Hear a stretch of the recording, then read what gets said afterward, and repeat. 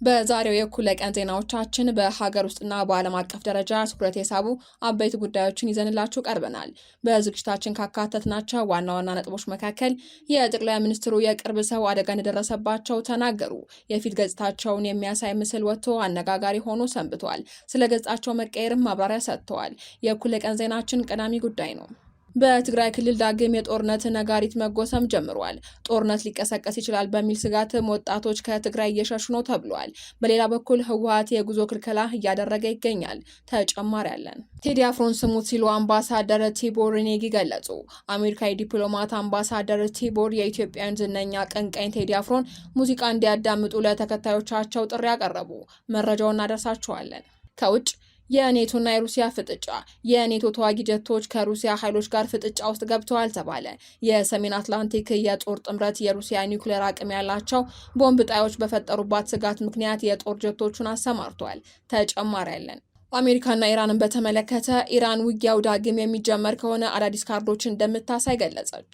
ተጨማሪ ያለን። አክብሮታዊ ሰላምታችን በያላችሁበት ድረስ የቻናላችን ቤተሰቦች አዳዲስ መረጃዎች ይዘን ቀርበናል። እንድትከታተሉን እየጋበዝን ላይክ በማድረግ ማድመጥ እንድትጀምሩ በአክብሮት እንጠይቃለን። በቀጥታ ወደ መረጃዎቹ። አምባሳደር ሬድዋን ሁሴን ስለ የፊት ገጽታቸው መቀየር ማብራሪያ ሰጡ። የብሔራዊ መረጃና ደህንነት አገልግሎት ዋና ዳይሬክተር አምባሳደር ሬድዋን ሁሴን ከሰሞኑ በነበረው የኮፕ 32 ዝግጅት ግምገማ ወቅት ገጽታቸው ተቀይሮ መታየታቸው ብዙዎችን ያነጋገረ ጉዳይ ነበር። በተለይ በማህበራዊ ሚዲያ ገጾች በስፋት ምን ሆኖ ነው የሚል ጥያቄም ሲነሳ ቆይቷል። አምባሳደር ሬድዋን ማብራሪያ ባለመስጠታቸው የተለያዩ የማህበራዊ ሚዲያዎችም ግምታዊ መረጃዎችን ሲያሰራጩ ነበር። በመሆኑም አምባሳደር ሬድዋን ደረሰብኝ ላሉት ጉዳይ በይፋዊ የፌስቡክ ገጻቸው መረጃን አጋርተዋል። አምባሳደሩ በማብራሪያቸውም ከ2 ሳምንት በፊት በሀገራዊ ጉዳይ የሚመክር ስብሰባ አስተናግደን ለምሳ እንዳረፈን ንፋስ ለመከላከል የተጋረደ የእንጨት አካፋይ ሚዛን ስቶ ሲወድቅ አናቴ ጋር ትንሽ ገባ ብሎ አገኘኝ ብለዋል። ስንጥቁ መስፋት ስለነበረበት ሐኪሞች በከፊል ላጩት፣ እኔ ደግሞ ሙሉን ቢሆን ይሻላል ብዬ እስከሚደርቅ አነሳው ሲሉም ገልጸዋል። እንደ ልጅነቴ ተመልጬ ሳየው አልጠላሁትም ሲሉ አስቂ ንግግር አጋርተዋል። ወዳጆቼም እንዲያውም ሸጋ ነው አሉኝ ብለዋል። በተመልካች አስተያየትም ተበረታችቼ ትንሽ ደግሞ በአዲስ መልክ ልሞክረው ብዬ የዘለኩበት ሲሉም ተደምጠዋል። የሆነው ይህ ነው። የታከምኩትም አሜን ሆስፒታል ነው። እናም እንኳን ለሕክምና ለስራም ወደ ውጭ ሀገር አልወጣሁም ብለዋል። ምንም ያልተባለው ምን አዲስ ነገር አለ በሚል ነው። ለማንኛውም ለተጨነቁ ምስጋናና አክብሮቴ ይድረስ ብለዋል። በትግራይ ክልል ጦርነት ሊቀሰቀስ ይችላል የሚል ስጋት ያደረባቸው በርካታ ወጣቶች ወደ አዲስ አበባና ጎረቤት ሀገራት በመሸሽ ላይ ናቸው ተባለ። የሽሽትን ለመቀልበስም በትግራይ ጉዞ እገዳ እየተደረገባቸው መሆኑን ወጣቶቹ ተናግረዋል። በህወሓትና በፌዴራል መንግስቱ መካከል የተፈጠረውን ውጥረት ተከትሎ የዳግም ግጭት መቀስቀስ ስጋት የገባቸው ወጣቶች ከትግራይ ክልል እንዳይወጡ መንገድ ላይ ተይዞ እስከ መመለስ የደረሰ እገዳ እየደረሰባቸው መሆኑ ተመላክቷል። የትግራይ ወጣቶች በተከታታይ ወደ መሀል ሀገር መሸሽ በመቀጠላቸው ህገወጥ ስደተኞች ናቸው በሚል የእንቅስቃሴ ገደብ እያጋጠማቸው ነው ተብሏል። በየቀኑ ከክልሉ የሚወጡ ወጣቶች ቁጥርም ከጊዜ ወደ ጊዜ እየጨመረ መሆኑ ያሳሰባቸው የትግራይ ኃይሎች በተለያዩ ስልቶች ሽሽቱን ለመቀልበስና ጫና እየፈጠሩ መሆኑን ለጉዳዩ ቅርበት ያላቸው አካላት አመላክተዋል። በትግራይ ክልል ከቅርብ ጊዜ ወዲህ በአመዛኙ ወጣቶች የሚበዙባቸው የትራንስፖርት ተሽከርካሪዎችን እንዳይንቀሳቀሱ እስከ መመለስ የደረሰ ገደብ እያጋጠመ ነው ተብሏል። በተለይ የጉዞ መስመራቸው ወደ አማራና አፋር ክልሎች በኩል የሆኑ ተሽከርካሪዎች ወጣቶችን በብዛት ጭነው የትግራይ ኃይሎች ኬላዎችን አልፈው መሄድ እንደማይፈቀድላቸው በድብቅ ተጉዘው አዲስ አበባ ከደረሱና ከዚህ ቀደም ከመንገድ ተይዘው ከተመለሱ ወጣቶችም ሰምተናል። ከተሳፋሪዎቹ መካከል በርከት ያሉ ወጣቶችን የጫኑ ተሽከርካሪዎች የኬላ ፍተሻ ጣቢያዎች ላይ ለሚገኙ የትግራይ ኃይሎች ገንዘብ ተከፍሎ ካልሆነ ማለፍ ፈታኝ መሆኑንም ወጣቶች ተናግረዋል። በዚህም ከተለመዱ የትራንስፖርት አገልግሎት በተለየ ሁኔታ ወጣቶችን በድብቅ በእግር የፍተሻ ጣቢያዎችን ለማሳለፍ እንደሚገደዱ አሽከርካሪዎች ጠቁመዋል። ቀደም ሲል ወጣቶች ከትግራይ እንዳይወጡ የኬላ ቁጥጥር የነበረው በአማራና በአፋር አዋሳኝ አካባቢዎች እንደነበር ምንጮች ገልጸዋል። ከቅርብ ጊዜ ወዲህ ደግሞ ከመሃል ትግራይ ከተሞች ጭምር በብዛት ወጣቶችን ያሳፈሩ ተሽከርካሪዎች ወደ አማራና አፋር ክልሎች መስመር እንዳይንቀሳቀሱ እየተከለከሉ ይገኛል ነው የተባለው። ከጭነት ተሽከርካሪዎች ጭምር በሌሊት ከትግራይ ለመውጣት የሞከሩ ወጣቶች በፖሊስ ተይዘውን በማቆያ ካምፕ እንደሚገኙ ተሰምቷል። ከ10 ቀናት በፊትም የትግራይ ክልል ፖሊስ ኮሚሽን በአንድ ሳምንት ገደማ ብቻ በድብቅ ከትግራይ ለመውጣት የሞከሩ ከ150 በላይ ወጣቶች በፖሊስ ተይዘው መመለሳቸውን ተረድተናል። ከሳምንት በፊትም በቀናት ልዩነት በተከታታይ ህገወጥ ስደተኞችና ኮብላዮች ብሎ ያጋለጣቸው 171 ወጣቶችን መያዙን የትግራይ ፖሊስ ኮሚሽን በፌስቡክ ገጹ ያሰራጨው መረጃ ያመላክታል።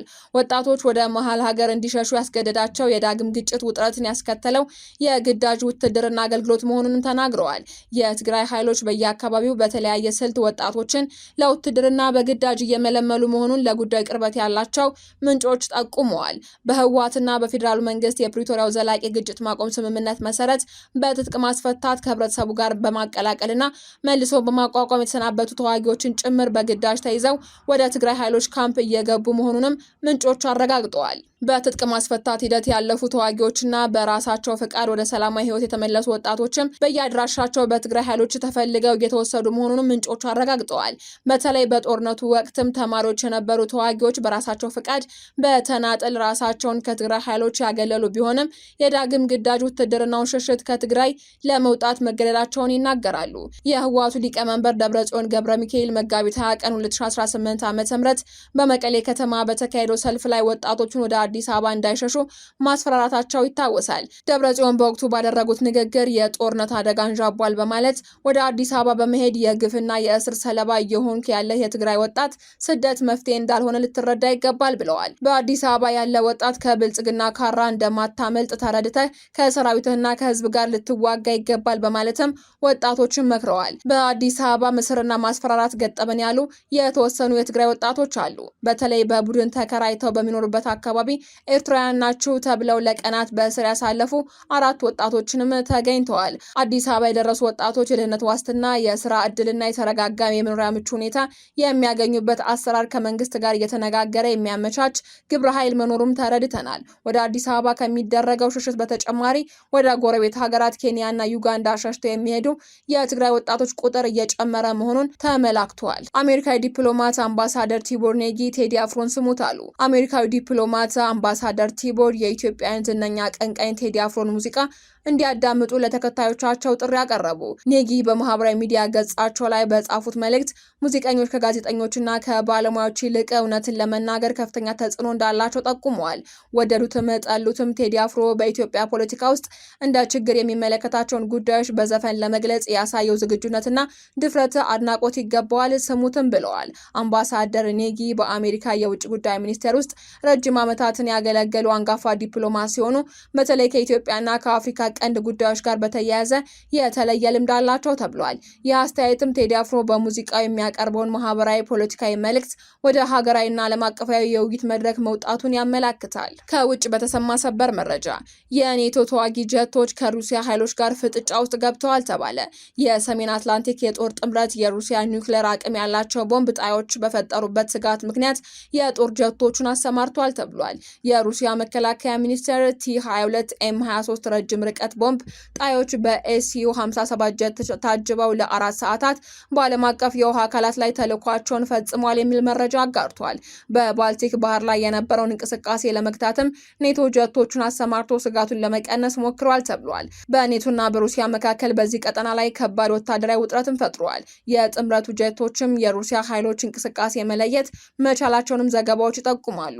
ሞስኮ በረራዎች በዓለም አቀፍ የአየር ክልል አጠቃቀም ሕግ መሰረት ያደረገችው በረራ ነው ብትልም ኔቶ ስጋት ለመፍጠር የተደረገ ዘመቻ ነው የሚል ወቀሳም አቅርቧል። ኤፍ-35 ተዋጊ ጀቶች በኔቶ በኩል ጥቅም ላይ ውለዋል ተብሏል። ሩሲያ ባልቲኮች፣ ኤስቶኒያ፣ ላትቪያ እና ሉኒዌያ እንዲሁም ፊንላንድ ለዩክሬን ኃይሎች አየር ክልከላዎችን አሳልፈው እየሰጡ ነው በሚልም መክሰሷን አይዘነጋም። በባልቲጅ አካባቢ ያለው ሀብትን ለመቆጣጠር ኔቶ የራሱ ክልል እየፈጠረ ነው በሚል ፕሬዝዳንት ቭላዲሚር ፑቲን ወቀሳ አቅርበዋል። በመጨረሻም ኢራን ውጊያው ዳግም የሚጀምር ከሆነ አዳዲስ ካርዶችን እንደምታሳይ ገለጸች። የኢራን ፓርላማ አፈ ጉባኤ እንደገለጹት ከአሜሪካ ጋር ያለው ውጊያ ዳግም የሚቀሰቀስ ከሆነ ቴህራን በጦር ሜዳ ላይ የምታሳያቸው አዳዲስ ካርዶችን እያዘጋጀች ነው ብለዋል። በፓኪስታን ሊካሄድ ታስቦ የነበረው ሁለተኛው ዙር የሰላም ንግግር ሁኔታ እስካሁን ግልጽ ያልሆነ ሲሆን ሁለቱ ወገኖች ንግግሩን ስለመቀጠላቸው የሰጡት ማረጋገጫ የለም። በሁለቱም ሀገራት መካከል የተደረሰው የተኩስ አቁም ስምምነት ረቡዕ ዕለት የሚያበቃ ሲሆን የአሜሪካው ፕሬዝዳንት ፕሬዝዳንት ዶናልድ ትራምፕ የስምምነቱ ጊዜ የመራዘም እድሉ በጣም አነስተኛ መሆኑን ተናግረዋል።